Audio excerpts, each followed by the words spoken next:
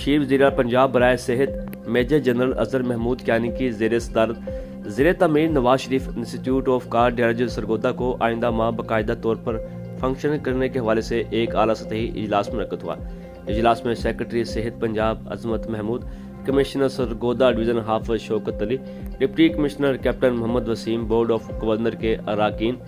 ڈین doctor محمد وارث فاروقہ، وزیر پنجاب کی مانیٹرنگ ٹیم کے ممبر عتیق الرحمان اور متعلقہ افسران نے شرکت کی۔ اجلاس میں Nawaz Sharif institute of cardiology کو آئندہ ماہ باقاعدہ طور پر فعال کرنے کے لیے تمام انتظامی، طبی اور تکنیکی امور کا تفصیلی جائزہ لیا گیا۔ اجلاس کو بتایا گیا کہ اسپتال کے لیے ڈاکٹرز، پیرامیڈیکل سٹاف، دیگر عملے کی بھرتیوں کا عمل جاری ہے،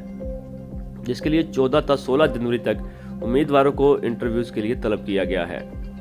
اجلاس کو موصول ہونے والی درخواستیں ابتدائی اسکروٹنی، سلیکشن بورڈ کی تشکیل اور بھرتی کے شفاف طریقہ کار کے حوالے سے بھی تفصیلی بریفنگ دی گئی۔